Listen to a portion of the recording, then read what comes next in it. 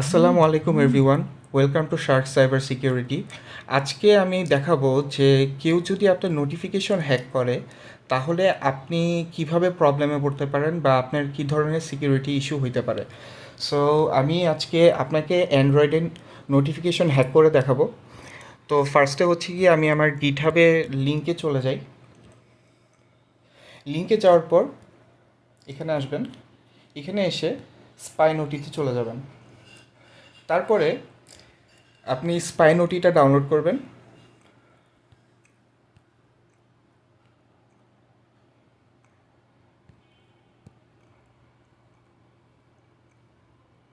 তো অলরেডি আমাদের ডাউনলোড করা আছে, এখন আমরা এটি ইনস্টল করব।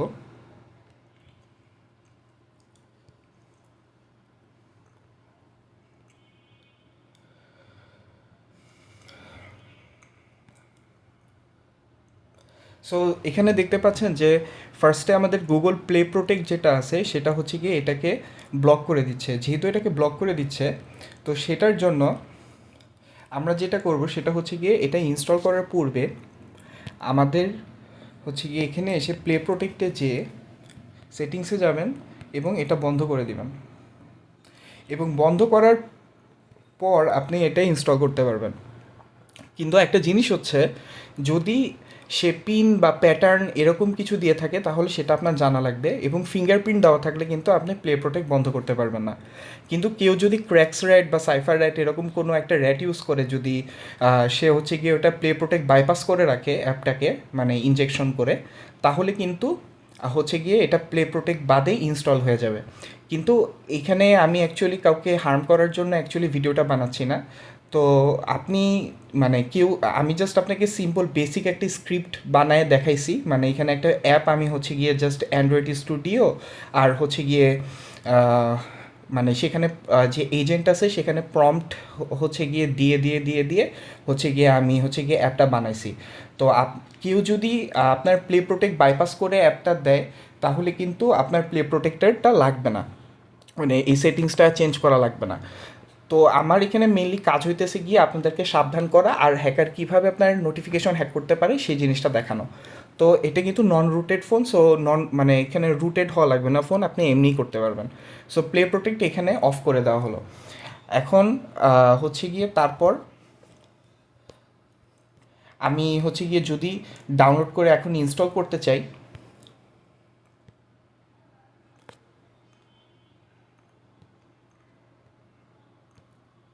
তাহলে কিন্তু ইনস্টল হয়ে যাবে।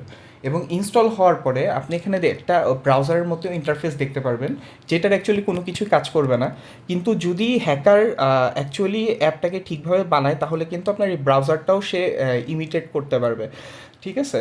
সো আমি এখানে দেখাই যে আপনার এখানে কিন্তু ক্রোম দুইটা আছে, একটা হলো গিয়ে নর্মালি এখানে আমার যে ক্রোম বেসিক যে ক্রোমটা আছে সেটা দেখাচ্ছে, আর এখানে আরেকটা ক্রোম দেখতে পাচ্ছেন। সেই ক্রোমটা কিন্তু অ্যাকচুয়ালি আপনার মাঝখানে একটা সাদার মতো শেড দেওয়া আছে। এই অ্যাপটা কিন্তু ক্লোন করা অ্যাপ। তো এখন কথা হচ্ছে যে কেউ যদি এখন ক্র্যাকস্ক্র্যাট বা সাইফাররাইট ইউজ করে, বা হ্যাকার কী করবে, হ্যাকার কিন্তু আপনার এই অ্যাপটাকে হচ্ছে গিয়ে অ্যাপ ড্রয়ার থেকে সরায় ফেলতে পারবে বা হচ্ছে গিয়ে হিডেন করে ফেলতে পারবে। তো তখন কিন্তু আপনি কোনো দিনই টের পাবেন না যে ক্রোম আপনার একটা ফেক ক্রোম আপনার সিস্টেমে ইনস্টল করা আছে। সো এটা সেকেন্ড আর কি, যদি হ্যাকার যদি করে।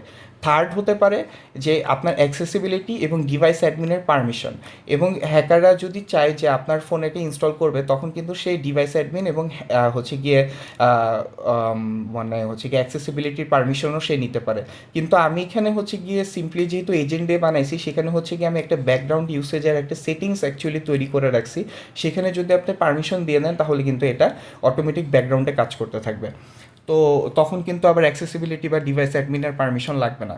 সো আমি যেহেতু এটা ইনস্টল করে ফেলছি, ইনস্টল করার পরে আমি আপনাকে দেখাবো যে এখানে একদম নিচে মানে নিচে হচ্ছে গিয়ে লেফট কর্নারে যদি আমি ক্লিক করি, ক্লিক করলে কিন্তু এরকম একটা অপশন চলে আসে। এই অপশনে আপনি দেখতে পাচ্ছেন যে রিসিভার আইপি অ্যাড্রেস এবং পোর্ট নাম্বার দেওয়া আছে। যেই ডিভাইসে আপনি হচ্ছে গিয়ে এই ডিভাইসের নোটিফিকেশনগুলো দেখতে চান, সেই ডিভাইসের আইপি এবং পোর্ট নাম্বার ফিক্স 8080-তে ফিক্স থাকবে। জাস্ট ওইটার যে আইপিটা আছে সেই আইপিটা আপনি এখানে যদি বসায় দেন তাহলে কিন্তু অটোমেটিক হচ্ছে কি এটা কাজ করবে। এবং হচ্ছে গিয়ে এনেবল নোটিফিকেশন অ্যাক্সেস, আমি যদি এখানে ক্লিক করার পরে আপনি দেখবেন যে এখানে ক্রোম চলে আসছে। তো ক্রোমে আমি যদি ক্লিক করি, ক্রোম করার পরে এখানে কিন্তু অ্যালো নোটিফিকেশন অ্যাক্সেস দিচ্ছে। এখানে যদি আমি এটাকে অন করতে যাই তখন দেখাবে যে রেস্ট্রিক্টেড পারমিশন অ্যালাউ করতে হবে।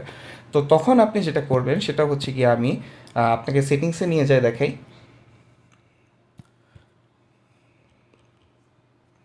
সো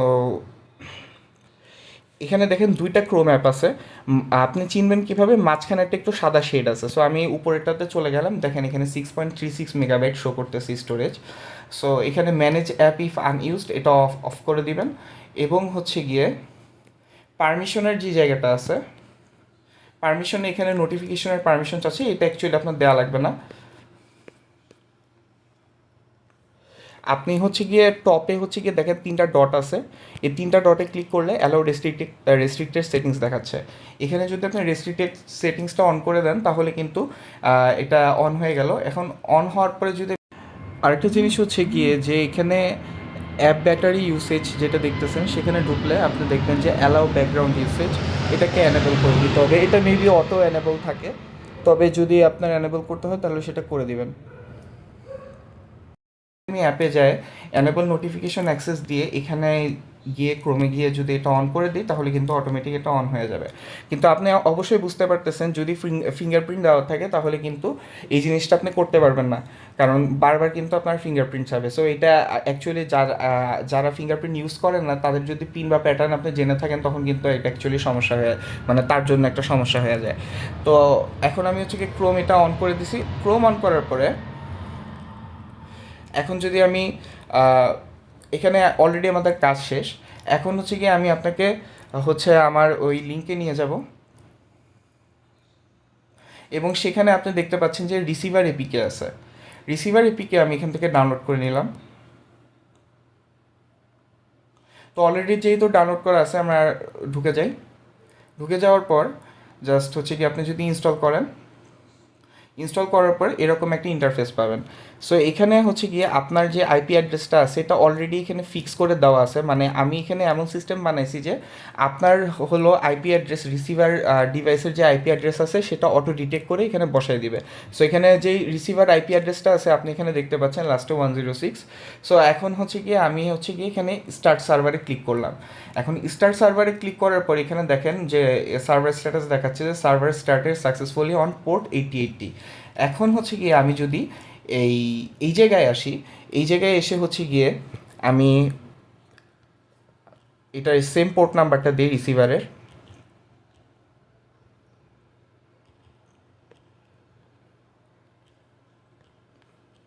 106 এবং পোর্ট হচ্ছে 8080। ঠিক আছে, এখন হচ্ছে গিয়ে আমি যদি টেস্ট কানেকশন দিই দেখেন সার্ভার এত মানে এটা ইজ রিচেবল। সো রিচেবল হয়ে গেছে। রিচেবল হওয়ার পরে এখন আপনার এই সিস্টেমে কিন্তু নোটিফিকেশন হ্যাক হয়ে গেছে। সো আপনি সোশ্যাল ইঞ্জিনিয়ারিংয়ের জন্য হয়তো এরকম করতে পারেন যে অরিজিনাল যে অ্যাপটা আছে সেটা এনে হচ্ছে গিয়ে তার সামনে এনে রেখে দিবেন। ঠিক আছে, আর যদি কেউ হিডেন করে ফেলে তাহলে কিন্তু আপনি অ্যাকচুয়ালি অ্যাপ ড্রয়ারে অ্যাপটা খুঁজেও পাবেন না। সো হ্যাকাররা নর্মালি এটা করেই থাকে, মানে ইনজেকশন দিয়ে। তো আমার এখানে বেসিক প্রজেক্টটা হচ্ছে এটা যে দেখানো যে নোটিফিকেশন হ্যাক করলে কী সমস্যা হতে পারে। সো এখন হচ্ছে গিয়ে যে আমি যদি বেসিক একটা ফেসবুকে ঢোকার জন্য চেষ্টা করি। সো সাপোজ যেহেতু আমাদের নোটিফিকেশন হ্যাক হয়ে গেছে এখন হচ্ছে গিয়ে আমরা হচ্ছে গিয়ে ফেসবুকের ওটিপি বাইপাস করে দেখাবো যে ফেসবুকের ওটিপি কীভাবে অন্য জাস্ট নোটিফিকেশন হ্যাক করার মাধ্যমে ফেসবুক হ্যাক করে ফেলা যায়। সো হচ্ছে গিয়ে আমি এখানে কেউ যদি ফোন নাম্বার দিয়ে ফেসবুক ওপেন করে থাকে তাহলে সেক্ষেত্রে হচ্ছে গিয়ে আমরা হচ্ছে গিয়ে ফোন নাম্বারটা দিলাম। দেওয়ার পর হচ্ছে গিয়ে আমাদের কাছে অ্যাকাউন্টের লিস্ট শো করবে। সো আমরা এখন থেকে হচ্ছে গিয়ে নিয়াজ রহমান দিলাম। নিয়াজুর রহমান দেওয়ার পরে হোয়াটসঅ্যাপে হচ্ছে গিয়ে তার হোয়াটসঅ্যাপে বা টার্গেট ডিভাইসের হোয়াটসঅ্যাপে একটা কোড সেন্ড করবে। এখন আমি দেখাবো যে রিসিভার কি সেটা পাইছে কিনা। দেখেন রিসিভার কিন্তু সেই কোডটা পেয়ে গেছে, এবং এই কোডটা যদি আমি হচ্ছে গিয়ে দেই, যেমন হচ্ছে গিয়ে 989 801, 989 801 কন্টিনিউ করলাম।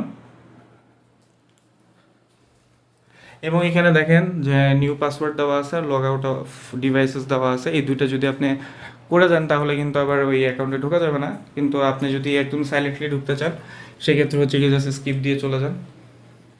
স্কিপ দিলে এখানে নোটিফিকেশন আসতে পারে, নোটিফিকেশন আসে নাই। কিন্তু যদি কোনো নোটিফিকেশন আসে যে আপনার অ্যাকাউন্ট অন্য জায়গা থেকে লগ ইন হয়েছে বা এরকম কিছু, তাহলে ওই নোটিফিকেশনটা জাস্ট হচ্ছে গিয়ে ডিলিট করে দিলেন আর কি। যাই হোক, এনিওয়েজ কীভাবে এটা হ্যাক হয় সেটা আমি আপনাকে দেখা দিলাম। তো পেজে ফলো করবেন, সাইবার শার্কস, মানে শার্ক সাইবার সিকিউরিটির সাথে কানেক্টেড থাকবেন। এবং ইউটিউবে আমি 2026 সালে এসে কী টাইপের হ্যাক করা যায়, যেমন হচ্ছে গিয়ে উইন্ডোজ হ্যাক করা, ঠিক আছে, তারপর হচ্ছে গিয়ে অ্যান্ড্রয়েড হ্যাক করা, তারপর হচ্ছে গিয়ে ওয়াইফাই হ্যাক করা বা ওয়াইফাইয়ের মধ্যে অ্যাটাক দেওয়া, সেই জিনিসগুলো হচ্ছে গিয়ে আলোচনা করছি। এবং সামনে আমি আরও অনেক ধরনের ভিডিও করব। তারপর হচ্ছে গিয়ে আপনি হচ্ছে গিয়ে কীভাবে চ্যাট জিপিটির মতো চ্যাটবোট ইউজ করে কীভাবে হ্যাকিং টুল বানাতে পারেন, কীভাবে হচ্ছে গিয়ে হ্যাকার এআই টাইপের যে চ্যাটবোটগুলো আছে যেগুলোতে সিম্পলি কিছু রেস্ট্রিকশন থাকে, সেই রেস্ট্রিকশনগুলোকে কীভাবে জেল ব্রেক করে আপনি প্রপারলি একটা হ্যাকিং চ্যাটবোট বানায় নিজের মতো ইউজ করতে পারেন আর হ্যাকিং টুল বানাতে পারেন, সেই জিনিসটা আপনি জানতে পারবেন। সো ধন্যবাদ, ভালো থাকবেন সবাই, আসসালামু আলাইকুম।